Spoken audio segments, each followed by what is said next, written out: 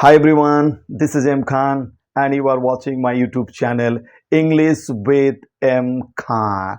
I am here again with a very important topic to discuss in front of you in this video. Today I'm going to tell you the appropriate use of the verb am, is, are, was, were in detail. Right? Because these five verbs have a great importance in English language. And you can say without these five verbs, English language is completely incomplete, right?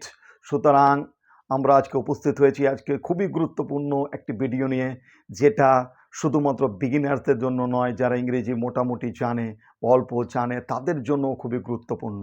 এই ভিডিওটি specially তাদের জন্য যারা শুরু করতে চান, বিগিনার্সদের জন্য, যারা ইংরেজির সম্বন্ধে আইডিয়া খুব কম, ইংরেজির বাক্য গঠন করতে পারছেন না, ইংরেজি নিয়ে ভয়ে থাকছেন কি হবে, পারবো কি পারবো না, তাদের জন্য এক গুরুত্বপূর্ণ জরুরি ভিডিও এটা। কারণ আজকে আমি যেটা আলোচনা করতে চলেছি সেটা ইংলিশ ল্যাঙ্গুয়েজের ক্ষেত্রে অত্যন্ত গুরুত্বপূর্ণ, যেটা অ্যাম, ইজ, আর, ওয়াজ, ওয়্যার এর ব্যবহার বিভাব হিসেবে।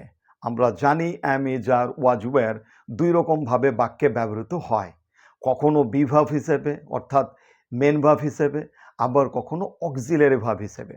যখন অক্সিলিয়ারি ভাব হিসেবে ব্যবহৃত হয় তখন ওরা কাজ বোঝায়। সুতরাং এটা অন্য কোনো ভিডিওতে আমরা আলোচনা করব।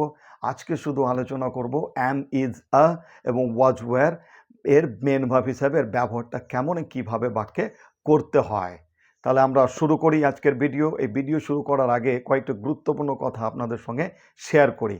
কারণ দেখবেন যে আমি যেটা আজকে শেখাতে চলে এসেছি আপনার কাছে, তা আপনি শুধু দেখবেন যে ভিডিও কখন শুরু হলো, আমি শেখাতে কখন থেকে শুরু করলাম, সেটা নয়। এই শুরু করার আগে যে কয়েকটা কথা আমি আপনাদের সঙ্গে শেয়ার করব, এটা অতীব গুরুত্বপূর্ণ। কারণ পরবর্তী যে শিক্ষাটা আপনি লাভ করবেন তার সঙ্গে এই কথাগুলো অত্যন্ত কানেক্টেড। সুতরাং এই কথাগুলো মন দিয়ে শুনুন। যেমন ধরুন, আমরা অনেকেই জানি যে বা শুনি যে স্পোকেন ইংলিশ বলার ক্ষেত্রে বা ইংলিশ বলার ক্ষেত্রে গ্রামারের গুরুত্ব নেই, বা গ্রামার না জানলেও মোটামুটি চলবে। কথাটি সম্পূর্ণরূপে ভুল। আসলে গ্রামার না জানলে আমরা কোনো ধরনের বাক্য গঠন করতে পারবো না। তবে হ্যাঁ, গ্রামারের কিছু জটিল রূপ রয়েছে, গ্রামারের কিছু সহজ রূপ রয়েছে। আজকে আমরা আলোচনা করব গ্রামারের সহজ রূপ নিয়ে, যেটা আপনার ইংরেজি শিখতে অত্যন্ত সাহায্য করবে। যেমন ধরুন, আমরা বড় বড় বাক্য বলতে যাই, বড় বড় বাক্য। এই বড় বাক্য কিভাবে বলবো, কি শব্দ লাগাবে, কখন আগে কখন সাবজেক্ট থাকবে, কখন অবজেক্ট থাকবে, কোথায় ভারত দিব, কোথায় এগুলো নিয়ে অনেক আমরা ঝামেলায় পড়ে যাই। তো এইগুলো আলোচনা করব পরবর্তীতে। আজকে আপনাদের সঙ্গে আলোচনা করব, সেটা আপনাদেরকে কনফিডেন্স দিবে। তো ভিডিওটি আপনি পুরোপুরি দেখবেন, স্কিপ করবেন না, প্রতিটা সেকেন্ড গুরুত্বপূর্ণ আপনার জন্য। তবে আই টেন্স অনুযায়ী সে কিন্তু অক্সিলিয়ারি ভার্ব চেঞ্জ করতে পারে, কিন্তু অ্যাম কখনো চেঞ্জ করবে না। ঠিক আছে? তাহলে অ্যাম হচ্ছেন একেবারে পারফেক্ট ট্রাস্টেড রিলায়েবল ফ্রেন্ড, তাই না? আয়ের যাকে। এবং ইজ ব্যবহার হবে কার সঙ্গে? শুধুমাত্র সিঙ্গুলার সাবজেক্টের সঙ্গেই ইজ ব্যবহার হবে, অন্য কোনো সাবজেক্টের সঙ্গে ব্যবহার হবে না। যেমন হি সিঙ্গুলার, সি সিঙ্গুলার, ইট সিঙ্গুলার, বা যে কোনো নাম সিঙ্গুলার প্রপার নাম, যেমন অমিত, যেমন সুজন, যেমন শাহরুখ খান, এগুলো এইসব নামের ক্ষেত্রে আমরা ব্যবহার করব ইজ। ঠিক আছে?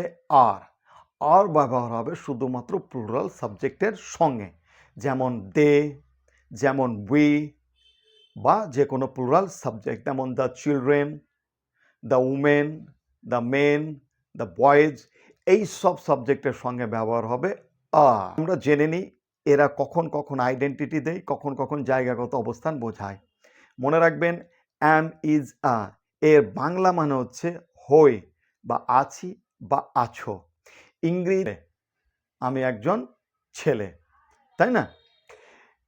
ঠিক তেমনই কিন্তু ইংরেজিতে যখন ব্যবহার করতে যাবেন তখন কিন্তু হয় শব্দটা আপনাকে কিন্তু লাগাতেই হবে, নাহলে আপনার বাক্য সম্পূর্ণরূপে ভুল। বাংলা যখন আমরা বাক্য বলতে যাই তখন কিন্তু হয় কথাটা আমরা ব্যবহার করি না, একে আমরা উজ্জ্ব রেখে দিই। যেমন আমি একজন ছেলে, আমি হয় কথাটা উজ্জ্ব রেখে দিয়েছি, কিন্তু একে যদি ডিটেলসে বলতে যাই তাহলে বাক্যটা কি দাঁড়াবে, আমি হয় একজন। তাহলে বলে দিই, যেমন এবার এক্সাম্পল হিসেবে আপনাকে দিয়ে দিই, আইডেন্টিটি প্রকাশ করছে কখন সেটা আপনাদের সঙ্গে শেয়ার করছি, কারণ আপনি শিখতে এসছেন। তো এই শেখার জন্য আপনাকে কিন্তু অন্তত পক্ষে প্রতিদিন 15 মিনিট থেকে 20 মিনিট মিনিমাম আপনাকে দিতে হবে। বাকি আপনি যা করছেন করুন, সে যাই করুন আপনি, কিন্তু যদি সত্যি সত্যি আপনি ইংরেজি শিখতে চান, ইংরেজিকে আপনার ক্যারিয়ার হিসেবে করতে চান, তাহলে আপনি কিন্তু মিনিমাম 20 মিনিট প্রতিদিন দিবেন। তো আস্তে আস্তে আমি প্রতি ভিডিও আপনাকে কিছু না কিছু বলবো ইংরেজি শেখার ক্ষেত্রে, কিভাবে শিখবেন, কেমন করে শিখবেন, এই সমস্ত কিছু আমি আমার সমস্ত ভিডিওটা আপনাদের সঙ্গে শেয়ার করব। তো আজকে যেটা বিষয় সেটা হচ্ছে অ্যাম ইজ আর এর ব্যবহার মেন ভার্ব হিসেবে। তো সুতরাং প্রথমে বলে দিই, অ্যাম ইজ আর এবং ওয়াজ ওয়্যার এরা যখন মেন ভার্ব হিসেবে ব্যবহৃত হয় তখন এদের দ্বারা কোনো কাজ বোঝানো হয় না। তাহলে কি বোঝানো হয়? ইয়েস, এদের দ্বারা বোঝানো হয় কোনো সাবজেক্টের আইডেন্টিটি, অর্থাৎ তার পরিচিতি বা তার জায়গাগত অবস্থান। বোঝাতে পারলাম? হ্যাঁ। তবে এটা শুরু করার আগে এটা আপনাদের মাথায় রাখতে হবে যে অ্যাম ইজ আর শুধুমাত্র ব্যবহার প্রেজেন্ট টেন্সে। কোন টেন্সে?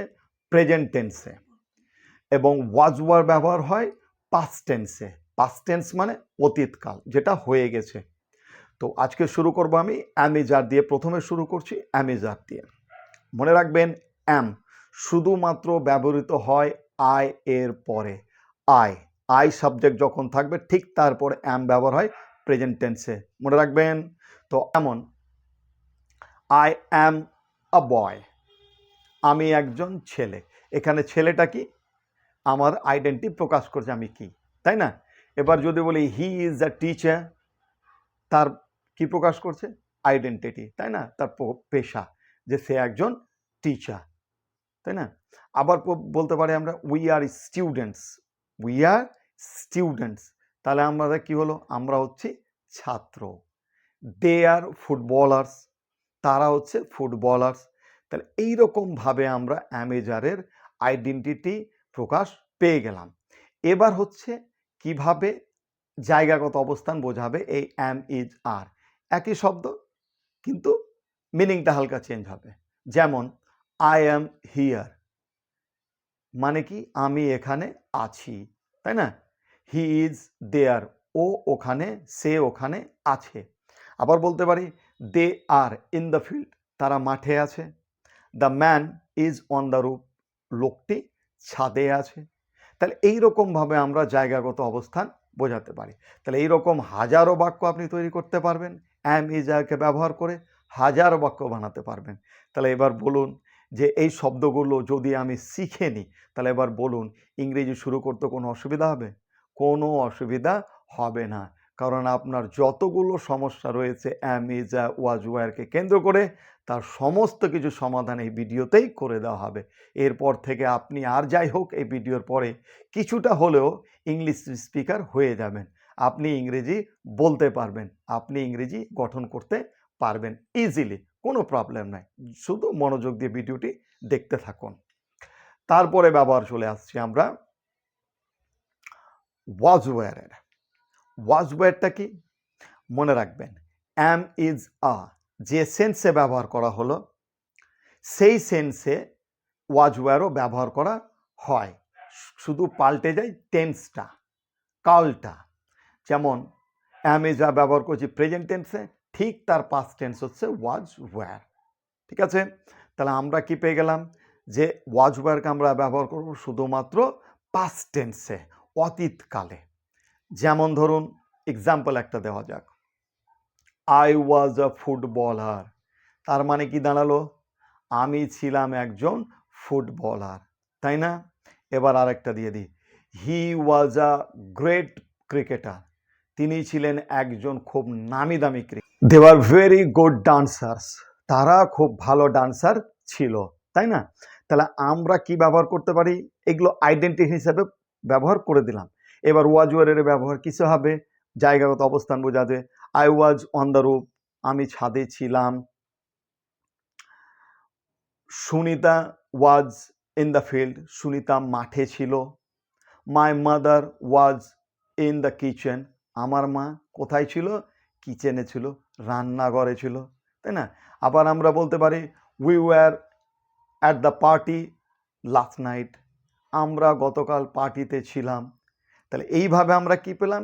জায়গাগত অবস্থান এবং সাবজেক্টের পরিচিতি, এই দুটোর ব্যাখ্যা কিন্তু আমরা পুরোপুরি এখানে করে দিলাম। তাহলে অ্যামিজার এবং ওয়াজওয়্যারকে কেন্দ্র করে কোনো ধরনের সংশয় থাকলো না। আরেকটা জিনিস আপনাদের সঙ্গে আলোচনা করে দিই, হয়তো ভিডিওর শুরুতে আমি এটা বলেছি, এটা মনে রাখবেন বিগিনার্সদের জন্য, যে সাবজেক্ট নিয়ে আপনাদের অনেক সময় দ্বন্দ্ব আসে। মনে রাখবেন সাবজেক্ট সবসময় প্রোনাউন হবে, না হলে নাউন হবে, এটা খেয়াল রাখবেন। এবার আপনাকে বলি যে আমি আপনাকে বলেছি আগে যে আয়ের পরে প্রেজেন্ট টেন্সে এই আমি যার ব্যবহার করার ক্ষেত্রে শুধুমাত্র অ্যাম বসবে। ইজ বসবে কার ক্ষেত্রে? সিঙ্গুলার সাবজেক্টের সঙ্গে। আর বসবে কার সঙ্গে? প্লুরাল সাবজেক্টের সঙ্গে। ঠিক তেমনই ওয়াজ বসবে কার সঙ্গে? সিঙ্গুলার সাবজেক্টের সঙ্গে। ওয়্যার বসবে কার সঙ্গে? প্লুরাল সাবজেক্টের সঙ্গে। শুধুমাত্র এখানে একটু পার্থক্য রয়েছে যেটা আমাদেরকে ক্লিয়ার করতে হবে। ইউ সাবজেক্টটা, ইউ শব্দটা, ইউ প্রোনাউনটা কি বলুন তো, এ কখনো সিঙ্গুলার হিসেবে ব্যবহার হয়, প্লুরাল হিসেবে ব্যবহার হয়। সুতরাং এর সমন্বয় করে ইউ এর পরে সবসময় কিন্তু প্লুরাল বিভার্বসি ব্যবহার করা হয়।